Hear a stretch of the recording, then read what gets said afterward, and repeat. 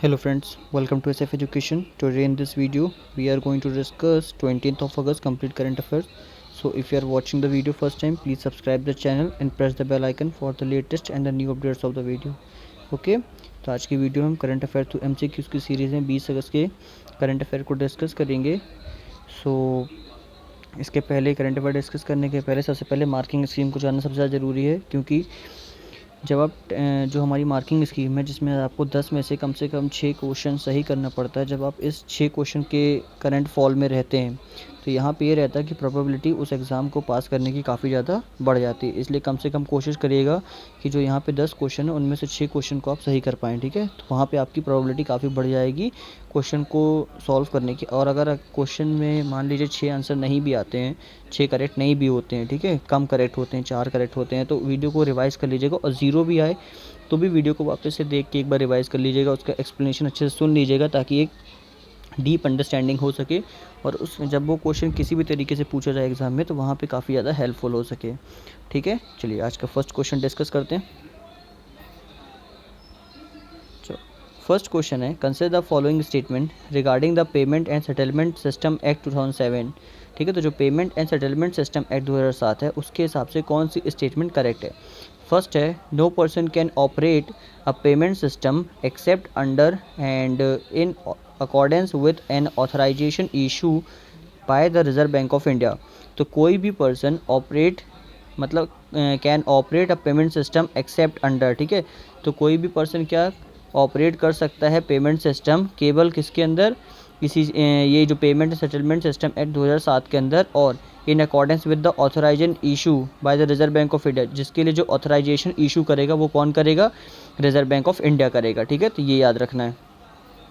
Second है, the act prohibits foreign entities from operating a payment system in India.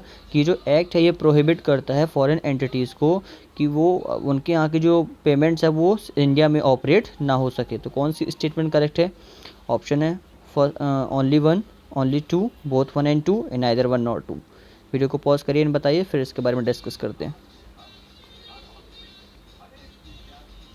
चलो देख लेते हैं राइट आंसर क्या है. इसमें जो फर्स्ट स्टेटमेंट है बिल्कुल करेक्ट दी हुई है. Just a minute. फर्स्ट इसमें बिल्कुल करेक्ट दी गई है कि no person can operate a payment system except under. ठीक है, कि कोई भी पर्सन इसके अंदर क्या पेमेंट सिस्टम को ऑपरेट नहीं कर सकता है एक्सेप्ट अगर वो क्या है, इस पेमेंट सेटलमेंट सिस्टम एक्ट के बाहर है. तो ये आपको याद रखना है. ठीक है, जिसको ऑपरेट करने वाली एजेंसी कौन है, रिजर्व बैंक ऑफ इंडिया है. सेकेंड स्टेटमेंट ये आपकी गलत है. इसमें ये एक्ट किसी भी फॉरेन एंटिटीज़ को प्रोहिबिट नहीं करता है. तो यहाँ पे आएगा डज नॉट, याद रखना. ठीक है, ये आ जाएगा the act does not prohibit foreign entities from operating payment system in India. ठीक है, तो जो राइट आंसर हो जाएगा इसलिए आपका ऑप्शन 1 हो जाएगा. ठीक है, याद रखना है. कुछ और चीज़ें इसके बारे में डिस्कस कर लेते हैं कि जो payment and settlement system act 2007 है ये एम्पावर करता है रिजर्व बैंक ऑफ इंडिया को कि वो रेगुलेट कर सके ओवरसीज़ जो बाहर के सिटीजन होते हैं कि various payment settlement system in India. ठीक है, देखिए क्या होता है, जैसे यहाँ पे लिखा है no person can operate a payment system except under it. कि जब बाहर के सिटीजन क्या करते हैं, हमारे यहाँ कंट्री में बहुत ज़्यादा अपना फॉरेन रिजर्व रखने लगते हैं, तो उनको भी थोड़ा बहुत रेगुलेट करने के लिए एक्ट बनाया गया. तो ये याद रखिएगा. इसमें एवरी पर्सन ऑपरेटिंग अ पेमेंट सेटलमेंट सिस्टम. ठीक है, तो क्या है कि हर पर्सन क्या कर सकता है, इसमें पार्टिसिपेट कर सकता है, लेकिन उसको ऑथराइजेशन किसकी होनी चाहिए, आरबीआई की होनी चाहिए. ये इंपॉर्टेंट हो जाता है. और सेकंड स्टेटमेंट तो आपको गलत हो गई, क्योंकि वही मैंने बताया ना कि ये प्रोहिबिट नहीं करता है, ये डज नॉट प्रोहिबिट लिखा हुआ है. ठीक है, तो ये याद रखना है. अब नेक्स्ट क्वेश्चन पर चलते हैं. नेक्स्ट क्वेश्चन है, consider the following statement regarding the PM care fund. ठीक है, तो कोविड-19 से रिड ऑफ करने के लिए, इसमें से बाहर निकलने के लिए, एक अच्छा खासा रिलीफ पहुंचाने के लिए प्रधानमंत्री केयर्स फंड को लॉन्च किया गया था. अब आप पीएम केयर्स की मुझे फुल फॉर्म कमेंट बॉक्स में बताएंगे. ठीक है, फर्स्ट स्टेटमेंट है इसके regarding, prime minister is the ex officer chairman and union minister of defence, home minister and finance are ex officer trustee of the fund. कि इसके अंदर जो प्राइम मिनिस्टर होता है वो उसका एक्स ऑफिसर चेयरमैन होता है, एंड जो यूनियन मिनिस्टर्स होते हैं, जो डिफेंस है, होम अफेयर मिनिस्टर है, फाइनेंस मिनिस्टर है, ये सब इसके एक्स ऑफिसर ट्रस्टी होते हैं. सेकेंड है, the fund consist entirely of voluntary contribution and does not get any budgetary support. कि इस फंड को पूरी तरीके से वॉलंटरी कंट्रीब्यूशन दिया गया है कि आप इसमें अपनी मर्जी से कितना भी पैसा जमा कर सकते हैं and does not get any budgetary support, लेकिन इसमें कोई बजटरी सपोर्ट नहीं दिया गया है। थर्ड स्टेटमेंट है the donation to the fund qualify to be counted as corporate social responsibility expenditure under the company act 2013, कि इसके अंदर जो डोनेशन दिया जाएगा फंड को क्वालिफाई करने के लिए तो ये काउंटेड किया जाएगा एज कॉर्पोरेट सोशल रिस्पॉन्सिबिलिटी, ठीक है। कॉर्पोरेट सोशल रिस्पॉन्सिबिलिटी इसको समझा जाएगा और जो एक्सपेंडिचर है इसका, ठीक है, वो अंडर कंपनीज एक्ट 2013 के अंदर इसको लिया जाएगा, ठीक है। तो बताना कौन सी स्टेटमेंट करेक्ट है। ऑप्शन ए है 1 and 2, option B 2 and 3, option C 1 and 3 and option D all of the above. Video को पॉज करिए एंड बताइए, फिर डिस्कस करते हैं इसके बारे में। चलो ठीक है, देख लेते हैं इसका राइट आंसर क्या है। फर्स्ट स्टेटमेंट को सबसे पहले पढ़ते हैं। तो क्या इसमें prime minister x officer chairman होते हैं, तो बिल्कुल सही है। और जो इसमें होम मिनिस्टर फाइनेंस मिनिस्टर इसके एक्स ऑफिसर ट्रस्टी होते हैं, तो यस ये भी सही स्टेटमेंट है। सेकंड है the fund consist entirely of voluntary contribution, तो यस इसके अंदर वॉलंटरी कंट्रीब्यूशन दिया जाता है। और साथ साथ क्या इसमें does not get any budgetary support, में बजटरी सपोर्ट नहीं दिया गया है, तो ये भी बिल्कुल करेक्ट है। थर्ड स्टेटमेंट है कि जो डोनेशन है ये फंड के लिए क्या इसमें CSR प्रोवाइड कराया जाता है, तो बिल्कुल कराया जाता है। और ये किस एक्ट, जो कंपनी एक्ट 2013 के तहत प्रोवाइड कराया जाता है, यस, तो ये भी करेक्ट हो जाती है। तो तीनों स्टेटमेंट करेक्ट होने के कारण जो हमारा राइट आंसर जाएगा ये हो जाएगा ऑप्शन डी, मतलब ऑल ऑफ द अबव। कुछ और इंपॉर्टेंट चीज़ें इसके बारे में डिस्कस कर लेते हैं कि इसमें जो कंट्रीब्यूशन होता है ये तो आपको वॉलंटरी दिया जाता है, साथ साथ जो CSR प्रोवाइड किया जाता है, CSR का मतलब होता है कॉर्पोरेट सोशल रिस्पॉन्सिबिलिटी। इसका मतलब ये होता है कि जब कोई कंपनी या फिर कोई भी अथॉरिटी अपना फ़ंड ट्रांसफ़र करती है तो उसमें उसको एक टैक्स देना पड़ता है। तो जब वो CSR इसमें लगा दिया जाता है तो आपको उस इनकम टैक्स वाले सोर्स से क्या मिल जाती है, एग्जम्पशन मिल जाती है, ठीक है। तो ये याद रखना है, तो ये इसलिए इंपॉर्टेंट हो जाता है। चलिए अब नेक्स्ट क्वेश्चन पे चलते हैं। नेक्स्ट क्वेश्चन है India is a part of which of the following group और अलायंस, ठीक है। तो इनमें से इंडिया किस ग्रुप का पार्ट है और या फिर वो किसके साथ जुड़ा हुआ है। फर्स्ट है क्वाड ग्रुप, सेकेंड है MIKTA जिसको मिक्ता भी कहा जाता है, एंड थर्ड है 5 आइस। सो बताना आपको कौन सी स्टेटमेंट करेक्ट है। ऑप्शन है only 1, option B 2 and 3, option C 1 and 3 and option D all of the above. Video को पॉज करिए एंड बताइए, फिर डिस्कस करते हैं इसके बारे में। चलो देख लेते हैं राइट आंसर क्या है। इसका जो राइट आंसर है उसके पहले आपको पता होना चाहिए कि इंडिया किस किस ग्रुप का पार्ट है। देखो क्वाड ग्रुप ये तो काफ़ी ज़्यादा न्यूज़ में जिस तरीके से अभी मैरीटाइम सिक्योरिटी के ऊपर काम चल रहा है और चाइना की जो इन्फ्लुएंस वो अपनी दिखा रहा है साउथ चाइना में सी में, तो वहाँ पे ये जो क्वाड ग्रुप है इनका इन्फ्लुएंस काफ़ी बढ़ जाता है। जिसके अंदर कौन कौन आता है, तो इसके अंदर आपका इंडिया आता है, ठीक है, ऑस्ट्रेलिया आता है, जापान आता है और US आता है, ठीक है। तो इंडिया, ऑस्ट्रेलिया, जापान, USA, तो फर्स्ट इसमें तो करेक्ट हो गई। सेकंड होती है आपकी मिक्ता, ये गलत है, इसमें इंडिया इसका पार्ट नहीं है। और 5 आइस तो मैं बताता हूँ आपको, बहुत इंपॉर्टेंट फैक्ट्स है, ये आपको सुन के अच्छा लगेगा। 5 आइस एक अलग ही फैक्ट्स है, ठीक है। तो यहाँ जो राइट आंसर हो गया ये आपका ऑप्शन ए हो गया, तो A will be the right answer. अब इसके बाद थोड़ी चीज़ें और डिस्कस कर लेते हैं।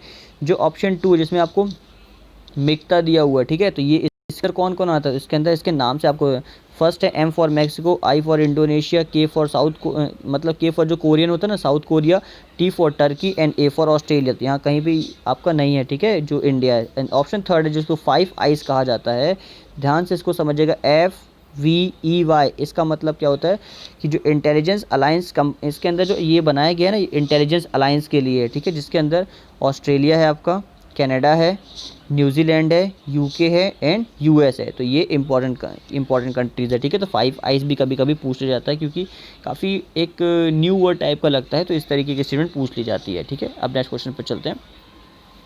तो ये है क्वाड ग्रुप जिसके अंदर जो मेंबर ऑफ कंट्रीज़ जुड़ी हुई हैं, ये अपना इंडिया हो गया, USA हो गया, ठीक है, ये जापान हो गया और ये वाला जो रीजन है ये पूरा ये हो गया आपका US, ठीक है। तो ये इंपॉर्टेंट हो जाता है। अब नेक्स्ट क्वेश्चन पर चलते हैं। नेक्स्ट क्वेश्चन है consider the following statement regarding चीता। तो चीता के रिगार्डिंग कौन सी स्टेटमेंट करेक्ट है।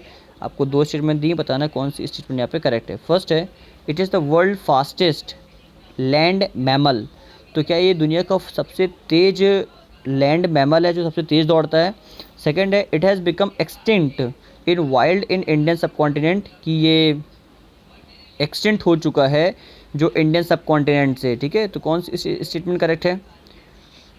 ऑप्शन है option A 1 only, option B 2 only, option C both 1 and 2 and option D neither 1 nor 2। Video को पॉज करिए एंड बताइए, फिर इसको डिस्कस करते हैं। चलो इसके बारे में देख लेते हैं, इसका जो राइट आंसर क्या है। स्टेटमेंट 1 में जो दिया हुआ है, ओ सॉरी एक सेकेंड, स्टेटमेंट जो 1 में दिया हुआ है ये आपको दिया कि ये दुनिया का सबसे तेज़ है, तो यस ये सबसे तेज़ और ये मैमल भी है। कभी कभी कंफ्यूज कर दिया जाता है, ठीक है। तो जो चीता होते हैं ना ये मैमल की कैटेगरी में आते हैं, ये भी याद रखना है कि it is the world fastest land mammal, बिल्कुल करेक्ट स्टेटमेंट है।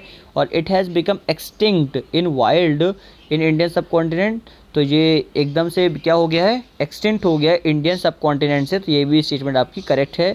तो दोनों स्टेटमेंट करेक्ट होने के कारण जो राइट आंसर हो जाता है ये ऑप्शन सी हो जाता है। कुछ और चीज़ें इसके बारे में समझ लेते हैं कि cheetah can go from 0 to 60 miles in hour. देखो कितनी इंपॉर्टेंट चीज़ दी, जो चीते की जो रफ्तार होती है 60 माइल्स तक, 0 से 60 माइल्स तक 1 घंटे में ये तय कर लेता है, एंड ओनली 3 सेकेंड, ठीक है, मतलब an hour in only 3 second, तो 1 घंटे और 3 सेकंड में ये इतनी दूरी को तय कर लेता है। तो this big cats are quite nimble at high speed and can make quite and sudden turns in pursuit of prey, ठीक है। तो इस तरीके से किसी भी जो शिकार करते हैं तो उसको अच्छे तरीके से क्या कर सकते हैं, ग्रैब कर लेते हैं।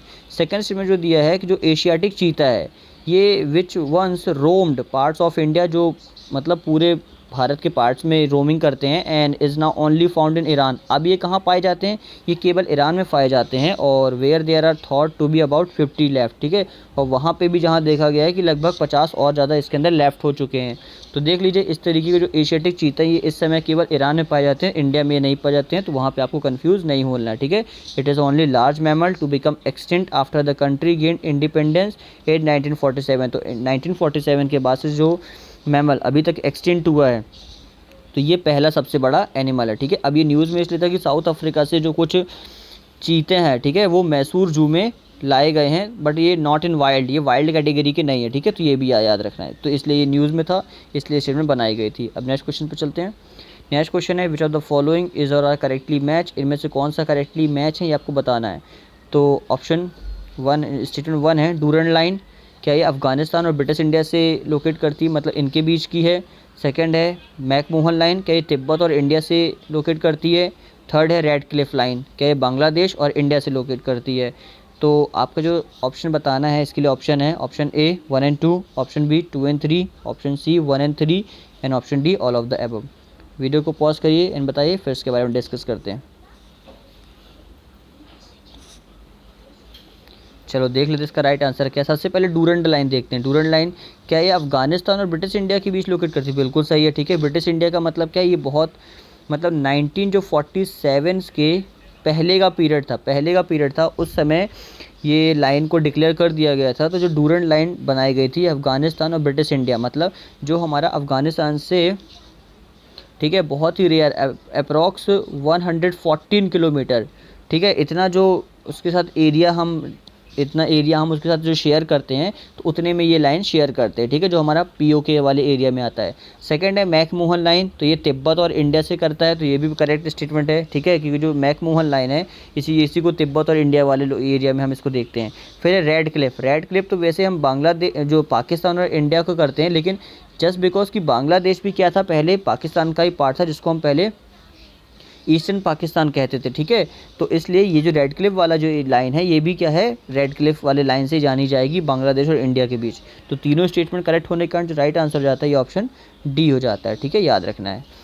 और अगर आपको यहाँ से समझना तो यहाँ पे हालांकि अच्छे तरीके से दिया हुआ है, चाहो तो आप पढ़ सकते हो, बाकी जो मैंने बताया है वही यहाँ पे मैंने सारी एक्सप्लेनेशन यहाँ पे दी हुई है, ठीक है। तो जो मैकमोहन लाइन है ये फ्रंटियर है between Tibet and north east foreign region of India. Radcliffe जो है ये बाउंड्री डिमार्केशन है किसके बीच, इंडिया और Pakistani proportion of the Punjab and Bengal provinces, ठीक है, जो अब बांग्लादेश का पार्ट है, इसको ब्रिटिश इंडिया के द्वारा ये कर दिया गया था। और जो डूरंड लाइन है ये क्या है, ये बाउंड्री स्टैब्लिश करती है हिंदू कुश जो 1893 में running through the tribal lands between Afghanistan and British India, ठीक है, टुडे जिसको पाकिस्तान कहा जाता है। कि वही जिसका पोर्शन हम शेयर करते हैं ना अफगानिस्तान का ऊपर वाला, उसी लाइन को डूरंड लाइन कहा जाता है, ठीक है। तो ये आपकी करेक्ट हो जाती है। अब नेक्स्ट क्वेश्चन पर चलते हैं। नेक्स्ट क्वेश्चन है consider the following statements regarding the east made gas forum. तो ईस्ट मेड गैस फोरम क्या है, इसके हिसाब से दो स्टेटमेंट दी हैं, तो कौन सी स्टेटमेंट करेक्ट है। फर्स्ट है it is a regional cooperation platform for developing the natural gas field in the Mediterranean area. तो क्या ये कोई रीजनल कोऑपरेशन प्लेटफॉर्म है जिसके लिए जो डेवलप किया जा रहा है natural gas field in the Mediterranean area के अंदर। सेकेंड है both Israel and Palestine authority are member of the forum, कि इसके अंदर जो दोनों इजराइल और जो पैलेस्टीन अथॉरिटी है दोनों के दोनों मेंबर हैं। तो कौन सी स्टेटमेंट करेक्ट है? ऑप्शन है only one, only two, both one and two, and neither one nor two. Video को पॉज करिए, बताइए, फिर डिस्कस करते हैं इसके बारे में। चलो देख लेते राइट आंसर क्या है। ठीक है, तो सबसे पहले समझ लेते हैं न्यूज़ में क्यों था। तो न्यूज़ में इसलिए था कि अभी रिसेंटली जो आपका जो यूरोपियन यूनियन है, ठीक है, जो यूरोपियन यूनियन है, इसने एक अभी फैसला लिया है कि वो क्या करेगा, एक पाइपलाइन का, ठीक है, पाइपलाइन को बनाएगा कहाँ से, जो लीबिया वाला रीजन है, लीबिया वाले रीजन से कहाँ तक, जिसकी कनेक्टिविटी बनाएगा वहाँ से, ताकि उसकी कनेक्टिविटी हम यूरोप में ला सके। तो इसलिए ये न्यूज़ में था। तो अभी इसमें ये जो पार्ट था ये इज़राइल और टर्की से होके जाता है, ठीक है, तो उसी साइड वाले एरिया से होके ये पूरा पास आउट होता है। तो इसलिए ये न्यूज़ में था। तो आपको बताना इसी हिसाब से कौन सी स्टेट में करेक्ट है। तो ये मेडिटेरियन वाले सीज एरिया से होके जाएगा ही जाएगा, क्योंकि लीबिया उसी एरिया पे पड़ता है। तो जो it is a regional cooperation platform for developing the natural gas field in the Mediterranean sea, तो बिल्कुल करेक्ट स्टेटमेंट है। सेकंड है both Israel and Palestine authority are member of the forum, तो ये भी करेक्ट है। अब ये सारी झड़प इसलिए है क्योंकि इसमें जो टर्की है, टर्की को इसमें इंक्लूड नहीं कर रहे हैं, ठीक है, तो इसलिए दोनों स्टेटमेंट आपकी यहाँ पे करेक्ट हो गई। आई होप आपको ये भी समझ में आ गई कि न्यूज़ में क्यों था। तो ये देखिए यहाँ पे पढ़ लेते हैं, जो ईस्ट मेडिटेरियन गैस फोरम है, ठीक है, यहाँ देखो जो ईस्ट मेड लिखा है ना, इसका मतलब क्या है, ईस्ट मेडिटेरियन गैस फोरम, ये रीजनल कोऑपरेशन है, ठीक है, जो नेचुरल गैस फील्ड डेवलप किया जा रहा है। अब इसको इस्टेब्लिश किया गया है as an international body in January 2020 में, एंड इसका जो हेड क्वार्टर ये कायरो इजिप्ट के अंदर होता है। एक सेकेंड, कायरो इजिप्ट के अंदर है। और जो एनर्जी मिनिस्टर्स हैं ऑफ इसके अंदर, उसके अंदर कौन कौन है, तो इजराइल है, इजिप्ट है, इटली है, ग्रीस है, साइप्रस है, जॉर्डन है, ठीक है, and the PA Palestine authority है, जिसने अप्रूव कर दिया ट्रांसफॉर्मेशन करने के लिए फोरम का रीजनल ऑर्गेनाइजेशन के लिए, ठीक है। तो ये इंपॉर्टेंट हो जाता है। इसका एम भी यही है कि रीजनल गैस मार्केट को क्रिएट करना, ताकि जो सर्व की जा सके इंटरेस्ट फॉर इसके मेंबर के लिए, जिसमें इंश्योर की जा सके सप्लाई और डिमांड, जिसके मतलब डिमांड सप्लाई को और ज़्यादा बढ़ा सके, ताकि रिसोर्सेज का डेवलपमेंट और ज़्यादा हो सके। तो ये इसका फर्स्ट मतलब एम है। अब नेक्स्ट क्वेश्चन पर चलते हैं। नेक्स्ट क्वेश्चन है consider the following statement regarding the inflation indices in India. तो इन्फ्लेशन इंडिसेस जो है उसके अकॉर्डिंग कौन सी स्टेटमेंट करेक्ट है? फर्स्ट है the consumer price index tracks changes in retail price of goods and service. तो जो कंज्यूमर प्राइस इंडेक्स है, क्या ये ट्रैक करता है जो रिटेल प्राइसेस होते हैं गुड्स और सर्विस के?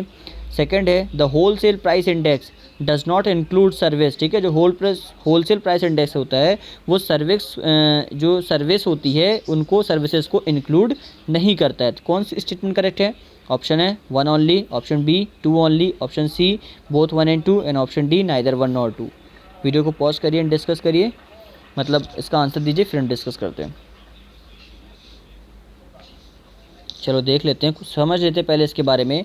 जो कंज्यूमर प्राइस इंडेक्स है, ठीक है, ये याद रखना, इसके पहले भी हालांकि मैंने इसके ऊपर स्टेटमेंट बनाई थी। जो कंज्यूमर प्राइस इंडेक्स है, इसको जो मेजर किया जाता है, ये एवरेज चेंज जो प्राइस में होती है उसी के हिसाब से इसको चेंज किया जाता है, जो भी पुराने समय में हुआ है। तो जो कंज्यूमर्स पे करते हैं for a basket of goods and service, तो उसी के अकॉर्डिंग इसको हम चेक करते हैं। और नेशनल स्टैटिस्टिकल ऑफिस जो NSA होता है, जो ministry of statistics and programme implementation के अंदर आता है, उसने रिलीज़ किया भी monthly consumer price index for rural urban combined. तो इसलिए ये न्यूज़ में था, जो गुड्स एंड सर्विस दोनों को इंक्लूड करता है, ठीक है। तो ये इंपॉर्टेंट हो गया। फिर स्टेटमेंट 2 आपकी करेक्ट इसलिए क्योंकि जो ऑफिस ऑफ इकोनॉमिक एडवाइज़र है, department for promotion of industry जो इंटरनल ट्रेड है, इसने रिलीज़ किया है मंथली होलसेल प्राइस इंडेक्स, जो ट्रैक करेगा changes in the price of goods in the stages before the retail price. देखो ये केवल चेक करेगा गुड्स को, ना कि सर्विसेज को, याद रखना है, ठीक है। तो वहाँ जो लिखा है कि सर्विसेज को इंक्लूड नहीं करता है, तो वो बिल्कुल करेक्ट हो जाता है। तो अगर हमारे एक्सप्लेनेशन के हिसाब से हम जाते हैं तो फर्स्ट स्टेटमेंट बिल्कुल करेक्ट है। जो कंज्यूमर प्राइस इंडेक्स है ये रिटेल गुड्स एंड सर्विस दोनों को टैग करता है, ठीक है। कंज्यूमर प्राइस याद रखना, CPI आपका गुड्स सर्विस दोनों को लेता है, लेकिन जो होल सेल है वो केवल गुड्स को कलेक्ट करता है, ना कि सर्विस को। तो सेकंड स्टेटमेंट बिल्कुल करेक्ट है कि wholesale price index does not include services, तो बिल्कुल इंक्लूड नहीं करता है। तो दोनों स्टेटमेंट करेक्ट होने के कारण जो आंसर जाएगा ये बिल्कुल सी हो जाएगा, ठीक है। अब नेक्स्ट क्वेश्चन पर चलते हैं। नेक्स्ट क्वेश्चन है consider the following statement regarding the Atal ranking of institution on innovation achievement 2020। तो इसके हिसाब से जो 3 स्टेटमेंट दिए हैं, बताना कौन सी स्टेटमेंट करेक्ट है। फर्स्ट है it is an initiative of ministry of education, तो क्या ये एजुकेशन मिनिस्ट्री का इनिशिएटिव है।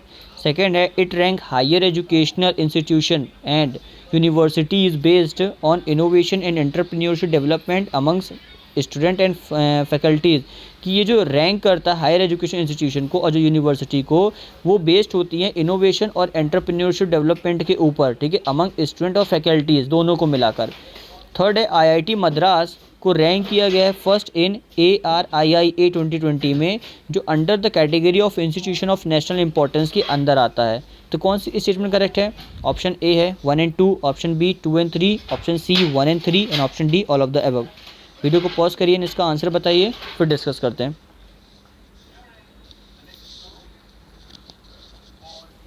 चलो देख लेते राइट आंसर क्या है। राइट आंसर समझने के पहले फर्स्ट एक एक करके स्टेटमेंट से जाते हैं। पहला, क्या ये मिनिस्ट्री ऑफ एजुकेशन का स्टेटमेंट जो इनिशिएटिव है? तो बिल्कुल करेक्ट है। अभी रिसेंटली क्या किया है, जो HRD मिनिस्ट्री को न्यू एजुकेशन पॉलिसी के तहत इसको एजुकेशन मिनिस्ट्री में कन्वर्ट कर दिया गया। अब मुझे आप कमेंट बॉक्स में बताएंगे तो क्या ये फर्स्ट टाइम ऐसा इनिशिएटिव लिया गया है कि मिनिस्ट्री ऑफ एजुकेशन को, मतलब जो आपका HRD मिनिस्ट्री है उसको मिनिस्ट्री ऑफ एजुकेशन में चेंज कर दिया गया है? ठीक है, तो कमेंट में बताना कि ये पहली बार हुआ है या फिर नहीं हुआ, और इसके पहले इसको कब चेंज किया गया था, कब नहीं किया गया था। ठीक है, तो पूरा डिटेल में बताइएगा। सेकंड स्टेटमेंट है, ये जो रैंक करता है एजुकेशन इंस्टीट्यूशन को और यूनिवर्सिटी को, क्या वो इनोवेशन और एंटरप्रेन्योरशिप डेवलपमेंट के बेस पे करता है? तो ये भी करेक्ट स्टेटमेंट है। थर्ड है, जो IIT मद्रास है, क्या इसको फर्स्ट रैंक मिला है ARIIA में? तो ये भी सही स्टेटमेंट है। तीनों स्टेटमेंट करेक्ट होने के कारण जो आपका राइट आंसर होता है ऑप्शन सी हो जाता है। ठीक है, कुछ और चीज़ें इसके बारे में डिस्कस कर लेते हैं कि इसके अंदर जो इंपॉर्टेंट कैटेगरी हैं जिनको टॉपर्स में रखा गया है, तो इनमें आप 5 नाम याद कर सकते हो। IIT मद्रास, ये फर्स्ट में है। इंस्टीट्यूशन ऑफ केमिकल टेक्नोलॉजी जो मुंबई का है, ये सेकंड नंबर पे है। एंड कॉलेज ऑफ इंजीनियरिंग, ये कहाँ की है? पुणे की है, जो under government and college aided colleges है। ठीक है, फिर कलिंगा इंस्टीट्यूट, इसको 4th रैंक मिली है। एंड जो 5th रैंक पे है ये आपका SR इंजीनियरिंग कॉलेज है, जो वरंगल अंडर प्राइवेट और सेल्फ फाइनेंस कॉलेज कहा जाता है। ठीक है, तो ये 5 इंस्टीट्यूशन है जिनको 1 to 5 के रैंक में कभी कभी आपको जमाने के लिए आ जाता है। ठीक है, क्रोनोलॉजिकल ऑर्डर में, तो ये भी आप याद कर सकते हो। अब नेक्स्ट क्वेश्चन पे चलते हैं। नेक्स्ट क्वेश्चन है, which of the following has inaugurated the academy of classical and folk arts on its campus? तो अभी किसने academy of classical and folk arts अपने कैंपस में लॉन्च किया है? ऑप्शन है IIT Kharagpur, IIT Kanpur, IIT Roorkee and IIT Delhi. Video को pause करिए एंड बताइए, फिर डिस्कस करते हैं इसके बारे में। चलिए देख लेते राइट आंसर क्या है। इसका जो राइट आंसर है आपका ऑप्शन ए है, मतलब IIT खड़गपुर ने academic of classical and folk dance को अभी अपने कैंपस के अंदर इम्प्लीमेंट किया। ठीक है, तो याद रखना है, जिसको हिंदुस्तानी क्लासिकल वोकलिस्ट जो पंडित अभी अजय चक्रवर्ती है विल हेड कर, मतलब इसको हेड करेंगे, जिसके अंदर जो 100 राग्स हैं ये इनिशिएटिव लिए गए हैं इस एकेडमी के अंदर। ठीक है, तो ये इंपॉर्टेंट हो जाता है, ये आप याद रखना कि इस तरीके के कभी कभी जो आर्ट्स एंड कल्चर से रिलेटेड क्वेश्चन पूछ ले जाते हैं UPSC में, तो वहाँ पे ये हेल्पफुल होगा। तो किस IIT ने ये इनिशिएटिव लिया है? तो IIT खड़गपुर ने इनिशिएटिव लिया। ठीक है, academic of classical and folk arts के लिए। आज के लास्ट क्वेश्चन पर चलते हैं। Which state has announce its electronic manufacturing policy 2020? तो अभी किस स्टेट ने इलेक्ट्रॉनिक मैन्युफैक्चरिंग पॉलिसी 2020 को अनाउंस किया है? ऑप्शन 1 है Uttar Pradesh, option 2 Bihar, option C Haryana and option D Madhya Pradesh. Video को पॉज करिए और बताइए, फिर डिस्कस करते हैं इसके बारे में। चलो देख लेते राइट आंसर क्या है। इसका जो राइट आंसर है आपका ऑप्शन ए है, मतलब उत्तर प्रदेश गवर्नमेंट ने इलेक्ट्रॉनिक एंड मैन्युफैक्चरिंग पॉलिसी 2020 को अभी अपने यहाँ अनाउंस कर दिया कि वो इसको लॉन्च करेंगे। जिस पॉलिसी का एम यही है कि इसको इनवाइटिंग करना इन्वेस्टमेंट कितना 40,000 करोड़ रुपए का इन द नेक्स्ट 5 ईयर के अंदर, और जनरेट करना है 4 लाख डायरेक्ट एम्प्लॉयमेंट। ठीक है, तो अपनी जो ये देखिए, जो अगर कोई बच्चा UPPCSC मतलब UPPCS का एग्ज़ाम दे रहा है, तो इस तरीके की डायरेक्ट स्टेट जो मतलब स्टेट के जो इनिशिएटिव होते हैं वो अपने मेंस की आंसर राइटिंग में लिख सकता है, जहाँ पे उसको कुछ इंपॉर्टेंट से बतानी होती है अपनी स्टेट की। और इंटरव्यू में भी पूछा जा सकता है कि आपके स्टेट में ऐसी कौन कौन सी पॉलिसी जो बहुत ज़्यादा हेल्पफुल होंगी न्यू एम्प्लॉयमेंट के लिए। तो वहाँ बता सकते हो आप कि अभी रिसेंटली क्या किया गया है, इलेक्ट्रॉनिक मैन्युफैक्चरिंग पॉलिसी 2020 को लाया गया है, जिसके तहत 40,000 करोड़ रुपये खर्च करने की बात की जा रही है नेक्स्ट 5 ईयर्स में, और 4 लाख डायरेक्ट एम्प्लॉयमेंट क्रिएट किया जाएगा। ठीक है, ये CM योगी आदित्यनाथ उन्होंने ये इनिशिएटिव लिया है, और electronic manufacturing policy 2017 for Noida के लिए और ग्रेटर नोएडा और यमुना एक्सप्रेसवे रीजन्स। तो इन सभी चीज़ों को भी उन्होंने क्या किया है, अनाउंस किया है।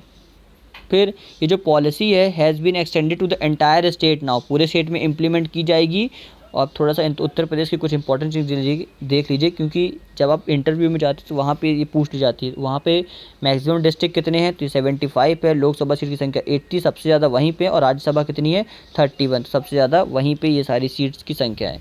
तो ये कंप्लीट डिस्कशन था आज का 20 अगस्त का। तो आई होप आपको अच्छे तरीके से समझ में आ गया होगा, और कोई डाउट होता तो कमेंट बॉक्स में पूछ लीजिएगा, और वीडियो को शेयर ज़रूर कर दीजिएगा, और अगर वीडियो अच्छा लगा हो तो लाइक कर दीजिएगा, और अगर आपको पसंद ना आए तो डिसलाइक करिएगा ज़रूर, ठीक है। But you have to be give a feedback ज़रूर देना है, ठीक है, ताकि मुझे समझ में आ सके कि क्या क्या चीज़ें इसमें इम्प्रोवाइज़ करना है। ओके, चलिए ठीक है, thank you for watching, have a good day.